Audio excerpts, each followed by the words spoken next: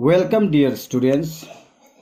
The lesson we are going to begin today is contact with distant land. Okay, and the topic we are going to see, that is introduction to the topic, that is contact with distant land. Second one is the trade routes, and under this trade routes, the sea routes will be there, the land routes, the western coast, the eastern coast, and the Silk Route. Okay, so let us begin with the chapter. So now we begin in the introduction part.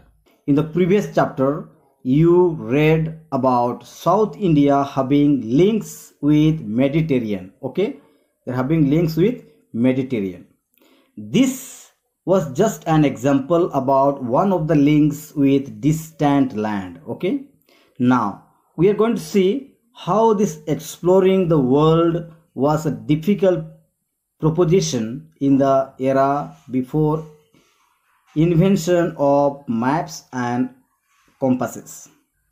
Keep in mind, this was a difficult situation, difficult era where people did not know about maps, people did not know about compasses, but still people started discovering the place. Okay, there were also no marked routes. Keep in mind, no guides, and traveling over thousands of kilometers was common language. Okay, common food, and also you see medical supports was indeed a heroic task. These things you should keep in mind.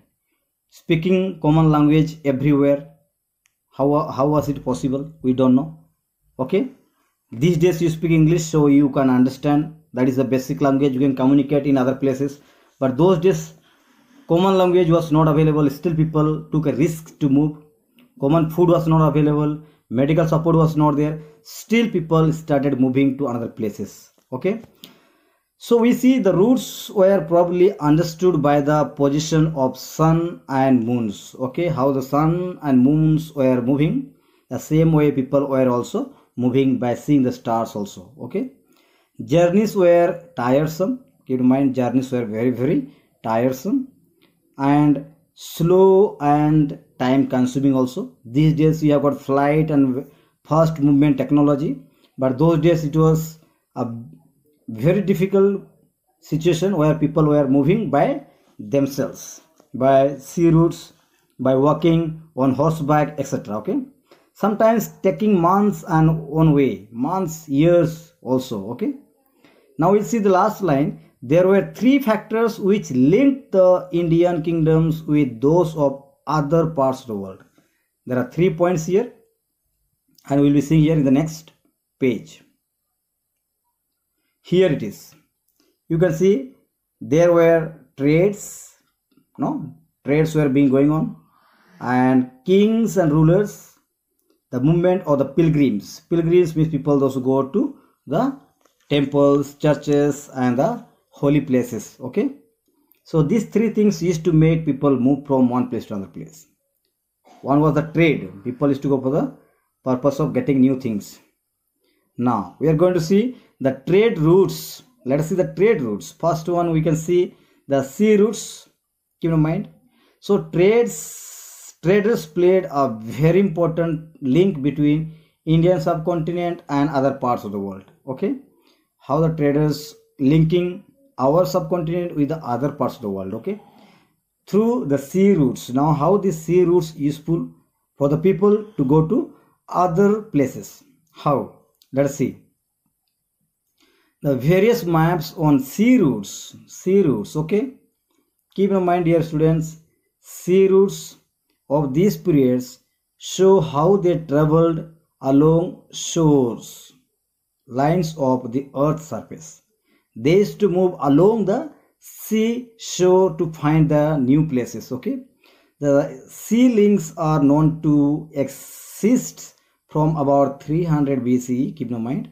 Okay, evidence shows that connection between the Greeks and the Romans having some to the Indian shores from the west. Okay, there is evidence which suggests that there was some sea movements from the east as well as.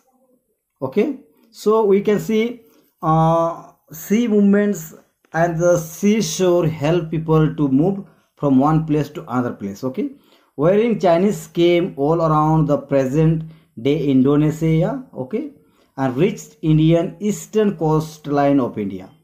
So they also move along with the seashore, and they reach Indonesia. Okay, that is also around the island only. Okay, seashores. Then slowly they move towards the Indian coastlines. Okay, so that is how Chinese reached Indian coastlines of India. Okay, now we are going to see the land routes. Okay, we have finished the sea routes. Now we are going to see the land routes. The land routes connected India both to the west through the pass in the Hindu Kush mountains ranges, and to the north into Tibet and China through the Himalayan ranges, dear students. Okay, through the Himalayan ranges they started moving towards the other places. The Indus River flowing across the mountain ranges of Himalayas was the route which traders, explorers followed from the northern side. Okay, this is how they started moving towards the different places through the Indus River flowing across the mountain ranges of Himalayas. What happened there? The routes which traders and explorers also followed the same from the northern side. Okay, now let us see the western coast. What is the western coast is all about? Okay, dear students, so Bharuch was an important trading region. Keep in mind, the traders brought wine, copper, tin, gold, silver coins, as well as semi-precious stones like coral, topaz, etc. Okay, keep in mind all these things they from the western coast these people brought. They took back perfumes. Keep in mind, herbs, ivory, agate, cotton, silk, fabric, and etc. So they brought something and they took back something. Okay, the southern region also were visited by Greek and Roman travelers. Keep in mind southern regions. Okay, the findings show that pottery, okay, beads and crystals were brought by them. Okay, cotton clothes and variety of spices were taken away in trade from here. Cotton clothes and spices were also taken back those Greeks and Romans. Of course they brought something and they took something again. Okay, let us see, dear students, what happened in the eastern coast. The evidence shows that on the eastern coast what happened, the Chinese brought in pottery and silk buttered with spices, gold and other metals from India. Cotton clothes was also in demand from India at that time. Okay, so what you are saying is all these things Chinese brought from there, pottery, silk, etc. and buttered. Buttered means exchange of goods. Okay, exchange of goods, and they took what all these things, spices, gold, other metals from India. Okay, so dear students, we are going to see about the silk route now. Okay, traders from China brought silk clothes and gifted it to kings and rulers in the kingdom they visited. So the silk routes were brought from where? Brought from China and given to whom? Kings and rulers. Okay, wherever they visited in our part of India or other parts also. And these routes from China through which silk was sent to many parts of the world. From these routes of China, many parts also accepted this silk, and that is how they sent to many parts of the world. Okay, so the popularity of this fine fabric was enormous.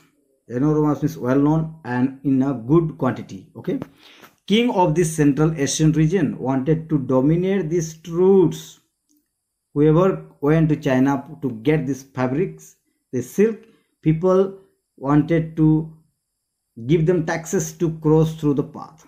Go that way, people have to give taxes, and that is how they wanted to become more rich and rich. Okay, So they wanted to become richer and richer. Okay, fine. So dear students, very fine. I hope you understand the chapter. If you have not understood, we can discuss it in the class also. So thank you dear students. Have a great day and enjoy yourself.